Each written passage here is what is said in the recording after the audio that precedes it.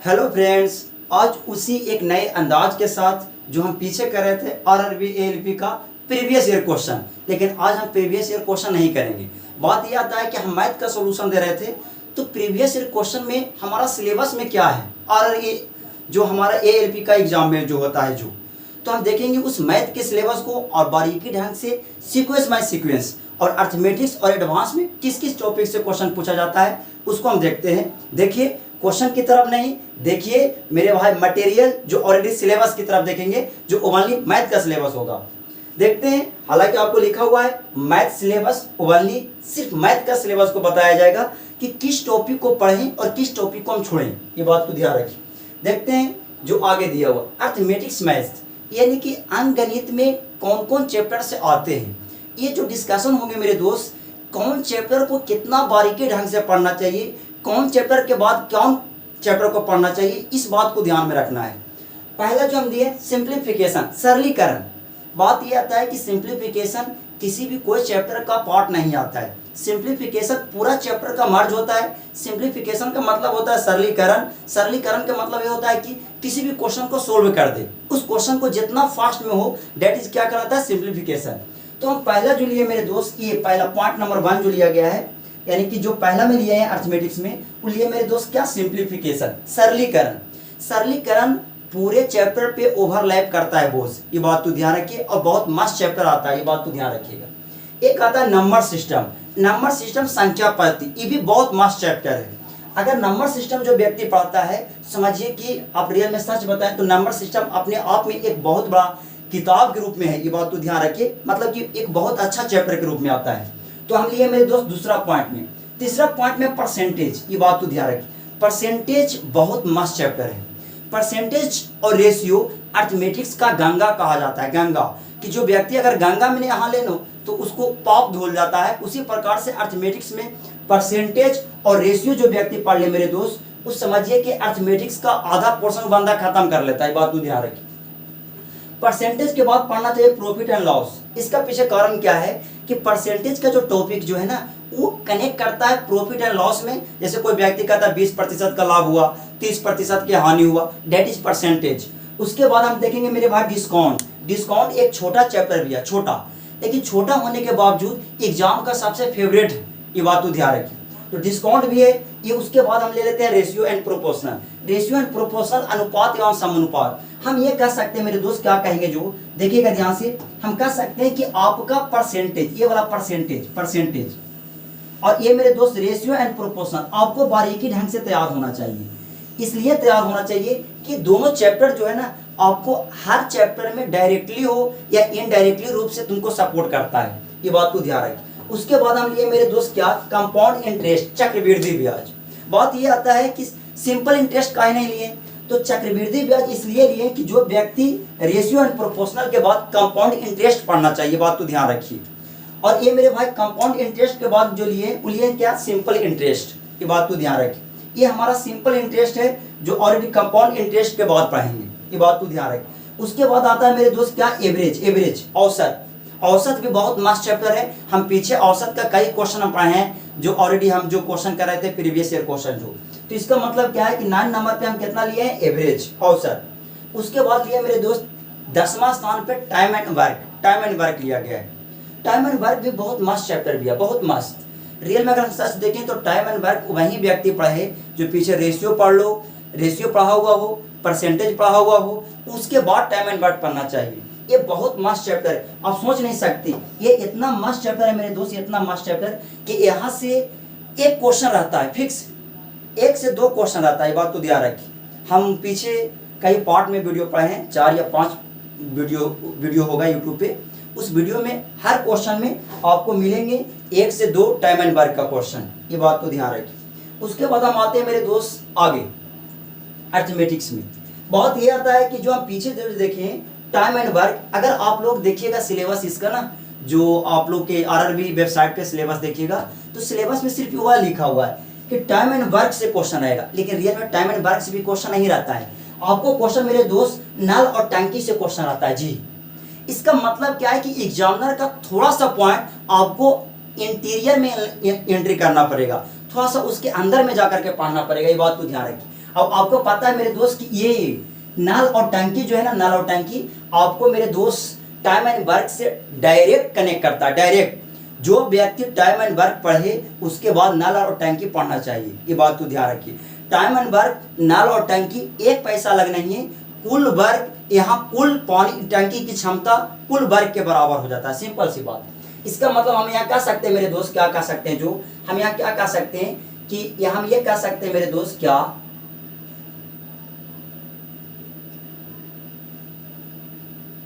हम यहाँ कह सकते हैं कि 11वां नंबर पे जो आएगा मेरे दोस्त उसको हम कह सकते हैं क्या आएगा, जो 11वां नंबर पे आएगा मेरे दोस्त क्या, नल और टंकी, जो टाइम एंड वर्क के बाद पढ़ना चाहिए। उसके बाद आता है वर्क एंड वेज। हालांकि आप लोगों को सिलेबस में नहीं होगा वर्क एंड वेज, लेकिन वर्क एंड वेज जो थोड़ा सा चैप्टर है, थोड़ा सा, अगर इसमें से 20 से 22 क्वेश्चन अगर बना लीजिएगा तो कार्य और मजदूरी आपको कंप्लीट हो जाएगा बॉस, ये बात को ध्यान रखें। कार्य और मजदूरी आपको कंप्लीट हो जाएगा, बात ये आता है। उसके बाद आता है 13वां नंबर पे टाइम एंड डिस्टेंस, समय और दूरी। समय और दूरी से एक क्वेश्चन हमेशा पूछे जाते हैं, ये बात को ध्यान रखें। ये समय और दूरी ये बात बनता है, आप ट्रेन, अगर ट्रेन का ड्राइवर बनिएगा तो उसमें समय का वैल्यू होता है, उसमें चाल का वैल्यू होता है, उसमें दूरी का वैल्यू होता है, उसका तो ज्ञान होना चाहिए।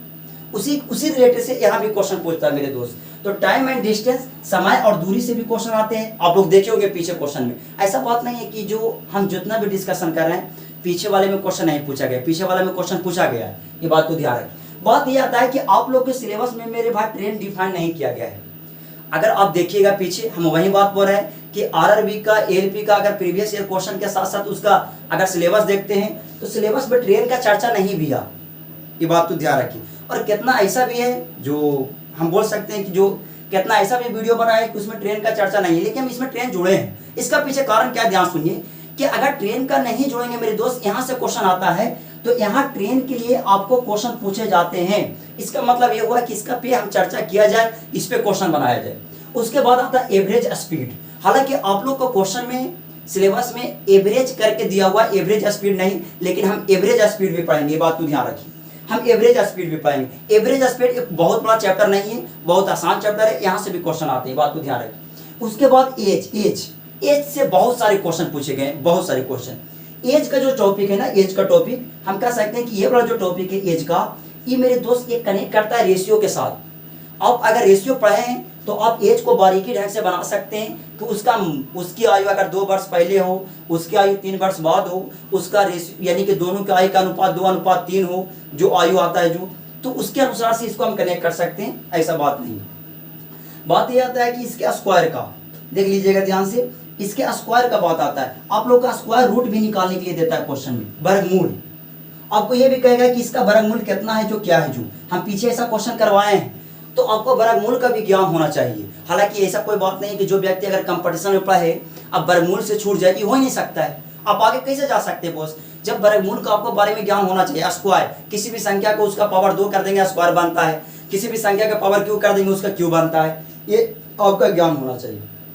बात आता है मेरे भाई 18वां एलसीएम एंड एचसीएफ, बहुत मस्त चैप्टर भी है, बहुत मस्त। एलसीएम और एचसीएफ का कॉन्सेप्ट आता है। एलसीएम और एचसीएफ में एक ऐसा खासियत होता है ना कि ये क्वेश्चन आए और तुमको नहीं पता चलता है कि बंदा एलसीएम और एचसीएफ का, ये बात तो ध्यान रखिए। तो उस क्वेश्चन को बारीकी ढंग से समझते हैं। एलसीएम का जो मेरे भाई फुल फॉर्म होता है लोएस्ट कॉमन मल्टीपल, मतलब क्या कि लघुत्तम समावर्त। लघुत्तम का मतलब सबसे छोटा, सबसे न्यूनतम, कम से कम। अगर जिस क्वेश्चन में कम से कम सबसे छोटा न्यूनतम निकालने के लिए क्या, डेट इज एलसीएम, एलसीएम निकालना है। बात आता है एचसीएफ का, तो इसको होता है full form highest common factor. Factor का मतलब होता है मेरे भाई गुणनखंड, इसका बोलते हैं महत्तम समावर्तक। ये महत्तम समावर्तक के मतलब अधिक से अधिक, अधिकतम संख्या अगर निकालने के लिए कहे उसका मतलब निकालते हैं क्या, एचसीएफ निकालते। तो ये सब उसका कोडवर्ड आता है, कोडवर्ड। किस कोडवर्ड से हम एलसीएम निकालते हैं, इस कोडवर्ड से हम एचसीएफ निकालते हैं, जो आप लोग को पढ़ने के लिए होगा, आप लोग पढ़े होंगे बारीकी ढंग से। तो इसका मतलब एलसीएम एचसीएफ को भी पढ़ेंगे बॉस, ये बात तो ध्यान रखें। उसके बाद आता है डेसिमल फ्रैक्शन, दशमलव भिन्न। ये बात दशमलव भिन्न का नहीं है। अगर कोई व्यक्ति कहे कि अगर हम कंपटीशन में मैथ पढ़ें अब कोई भिन्न से छूट जाए, हो ही नहीं सकता है, ये कभी भी नहीं हो सकता है। कोई व्यक्ति ऐसा नहीं होता ना कि स्पेशल डेसिमल फ्रैक्शन उसको पढ़ाया जाए, नहीं। आप जानते हैं दशमलव भिन्न किसको कहते, 0.1 1/10 दशमलव भिन्न। अब इसी को कंपेयर करने के लिए कहेगा किस संख्या में इतना जोड़ा जाए कि मेरे भाई 4/5 हो जाए, ये सब वगैरह वगैरह जो आप जानते हैं दशमलव भिन्न के बारे में, ये बात को ध्यान रखिए। तो अभी तक जितना जो डिस्कशन किया मेरे दोस्त, वो टोटल अर्थमेटिक्स यानी कि अंकगणित का डिस्कशन हुआ है, जो आप लोग का पढ़ना है। अब बात यहाँ ये ध्यान रखना, ध्यान सुनिए, अर्थमेटिक्स का पोर्शन ज़्यादा पूछा जाता है रेलवे में एडवांस की अपेक्षा, ये बात तो ध्यान रखिए। एक आध सीट में एडवांस का 1 से 2 क्वेश्चन हो जाए वो अलग बात है, लेकिन मैक्सिमम क्वेश्चन 20 में मेरे दोस्त, 20 क्वेश्चन में ज़्यादा से ज़्यादा आपका क्वेश्चन जो रहते हैं 90% से प्लस क्वेश्चन रहते हैं अर्थमेटिक्स का। इसलिए आप लोग जब आरआरबी एएलपी का अगर एग्जाम देना हो तो पहले अर्थमेटिक्स के क्वेश्चन को ज़्यादा से ज़्यादा टैकल करेंगे, उसका कॉन्सेप्ट, थ्योरी और क्वेश्चन को बारीकी ढंग से बनाएंगे, बात को ध्यान रखिए। अब हम आते हैं मेरे दोस्त क्या, एडवांस मैथ। एडवांस मैथ में भी ज़्यादा पढ़ने की जरूरत नहीं, अब ज़्यादा इसके अंदर में एंट्री नहीं कीजिए। देखिए एक क्या बताते, एडवांस का सबसे ज़्यादा वेटेज जो होता है ना वो सीजीएल में होता है, एसीसी में होता है सबसे ज़्यादा वेटेज।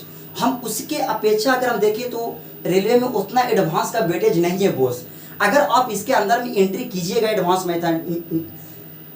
एडवांस मैथ में तो आप बहुत बोरिंग फील कीजिएगा, आपका पूरी तरीक़ा से कॉन्सेप्ट थ्योरी क्लियर नहीं हो पाएगा और मैथ का 20 क्वेश्चन में मुश्किल से 10 से 12 क्वेश्चन अटेम्प्ट कर पाइएगा। इसलिए एडवांस में उतना ज़्यादा एंट्री ना करने का। एडवांस में पहला जो हम लिए मेरे दोस्त, पहला स्टेप पे ट्रिग्नोमेट्री, त्रिकोणमिति। अब ऐसा पाए लिए, हम ऐसा भी कर सकते थे कि हाइट एंड डिस्टेंस ऊपर मिले थे, लेकिन नहीं, हम त्रिकोणमिति इसलिए लिए कि जो बंदा कंपटीशन की तैयारी करता है वह व्यक्ति 10वां में पास होता है, क्लास 10th तक जो नॉलेज है ना त्रिकोणमिति का उतना मैक्सिमम भी है, ये बात तो ध्यान रखिए। बात ये आता है कि एसीसी का क्वेश्चन में तो उसमें क्वेश्चन कुछ बड़ा बार आता है त्रिकोणमिति का, तो वहाँ कुछ हल्का सा रहता है कि हम ढंग से एडवांस तरीका से तैयारी करें तो बात बनता है। लेकिन यहाँ जो आपको 10th लेवल का मैथ रहता है त्रिकोणमिति, इसमें हम स्वेच्छा पूर्वक बोल सकते हैं, इसमें 1 पैसा पत्ती नहीं, बात तो ध्यान रखिए। आज बात यह आता है कि जो व्यक्ति त्रिकोणमिति जान जाए उसको हाइट एंड डिस्टेंस भी बन सकता है। हाइट एंड डिस्टेंस जो है ना वो कल्पना वाला क्वेश्चन है, कल्पना, इमेजिनेशन कर सकते हैं किसी भी चीज़ को। इमेजिनेशन, कोई व्यक्ति कहता है कि किसी खंभा है, उसका परछाई मेरे भाई 4 सेंटीमीटर बनता है, ऊंचाई इतना दिया हुआ है, तो उसके बीच की दूरी बताइए, कारण कितना होगा, उसके बीच का कोण कितना बनता है। तो जो व्यक्ति त्रिकोणमिति का ज्ञान है वो व्यक्ति हाइट एंड डिस्टेंस भी बना सकता है, इसमें कोई दिक्कत नहीं। इसलिए हम मेरे दोस्त त्रिकोणमिति पे पूरी तरीका से फोकस करेंगे, हाइट एंड डिस्टेंस आपका क्लियर, ये बात को ध्यान रखिए। उसके बाद आता है मेंसुरेशन, बहुत मस्त चैप्टर, बहुत मस्त। अब रियल में सच बताइए तो मेंसुरेशन बहुत अच्छा चैप्टर भी है। हम ये कह सकते हैं कि मेंसुरेशन जो है ना, मेंसुरेशन ध्यान से देखिए, ये मेंसुरेशन जो है मेरे दोस्त, ये आपका 2 पार्ट में, ये मेंसुरेशन है, जो मेंसुरेशन आपका 2 पार्ट में दिया हुआ है। कौन कौन पार्ट में है जो ध्यान से देखिए, मेंसुरेशन आपका 2 पार्ट में। पहला पार्ट 2D, 2 बीमीय, 3D, 3 बीमीय, त्रिविमीय। मेंसुरेशन के मतलब होता है क्षेत्रमिति, किसी भी स्थान का मापना, उसका आयतन निकालना, उसका परिधि निकालना, दैट इज मेंसुरेशन। ये आपको हर शिफ्ट में 1 से 2 क्वेश्चन रहते हैं, चाहे तो सर्कल से रह जाए, चाहे तो ट्रायंगल से रह जाए, या चाहे तो चतुर्भुज से रह जाए, किसी भी तरीका से रह जाए, लेकिन ये रहता है मेरे दोस्त। इसलिए क्षेत्रमिति को तैयारी बारीकी ढंग से करना चाहिए। और क्षेत्रमिति सिर्फ खाली यही नहीं पूछता है, आपको ग्रुप डी में भी ये क्वेश्चन पूछता है, एसएससी में भी क्वेश्चन पूछता है। तो जो टॉपिक हर जगह रिलेट करता हो ना उसको बारीकी ढंग से पढ़ना चाहिए और मन से पढ़ना चाहिए। हम जैसे देखिए एक क्या बताते हैं, आप लोग का पढ़ाई का जो तरीका हो या मेथड, सिर्फ ये ना रहना चाहिए कि हमको आरआरबी एएलपी हो। हम तो यहाँ सिलेबस ले लिए हैं आरआरबी का, लेकिन ये उचित ना होना चाहिए कि सिर्फ कॉन्सेप्ट में ये रहे कि हमको आरआरबी का क्वेश्चन बने, कोई अदर क्वेश्चन ना बने। नहीं, आप सिर्फ ढंग से पढ़िए। ज्ञान एक अलग चीज़ होता है, क्वेश्चन एक बनाना अलग चीज़ होता है। ज्ञान आपको कहीं भी कोई भी एग्जाम में काम दे सकता है, और रटना डेट इज क्वेश्चन बनाना उसके बराबर होता है बॉस। इसलिए हम पढ़ेंगे बारीकी ढंग से, यानी कि मेंसुरेशन। अब मेंसुरेशन के बाद है ज्योमेट्री। ज्योमेट्री जो है वो रेलवे का हल्का सा टच कीजिए, ज़्यादा एंट्री नहीं कीजिए। ज्योमेट्री आपको बहुत अंदर में एंट्री करा सकता है। इसका क्लास अगर हम ऑफलाइन ले तो हम कह सकते हैं कि 1 से 1.5 घंटे, यानी कि 1 महीना मैक्सिमम चलता है। 30 क्लास, 30 से 25 क्लास में खत्म होता है, ये बात तो ध्यान रखिए। तो उतना ज़्यादा एंट्री नहीं करना है। स्पर्श रेखा की लंबाई, कोई अगर मेरे भाई छेदक रेखा हो, कोई स्पर्श रेखा हो, उसके बीच की दूरी, हम पीछे ऐसा क्वेश्चन किए थे।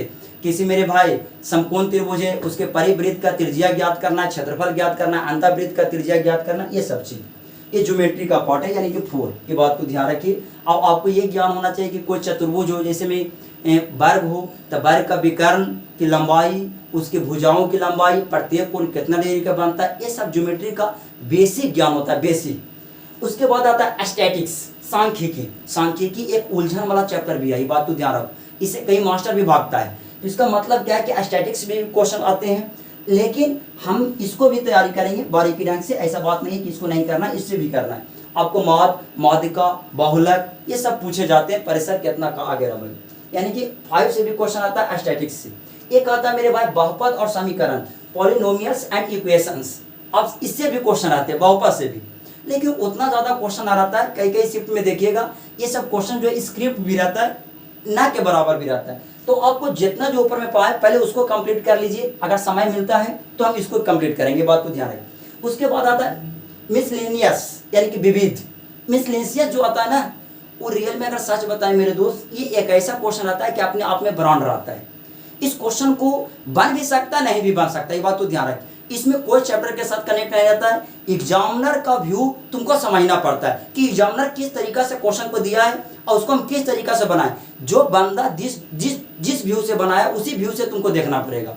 आपको क्वेश्चन में ऐसा भी कह सकता है कि 7 गुने 3 बराबर 25, हालांकि होता है 7 गुने 3 बराबर 21, लेकिन 7 गुने 3 बराबर 25 समझना होगा।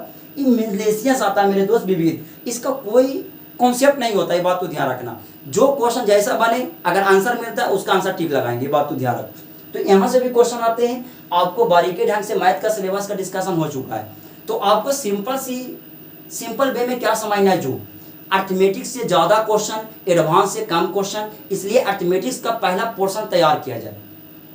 हम तो ये कहते हैं कि अर्थमेटिक्स में जो है ना मेरे दोस्त, आपको पहला तैयारी करना चाहिए सिंप्लीफिकेशन और नंबर सिस्टम, परसेंटेज, रेशियो, ये बात तो ध्यान रखिए। उसके बाद जो आता है प्रॉफिट एंड लॉस पढ़ लीजिए, डिस्काउंट पढ़ लीजिए, कंपाउंड इंटरेस्ट पढ़ लीजिए। उसके बाद जो भी पढ़ना पढ़ सकते हैं।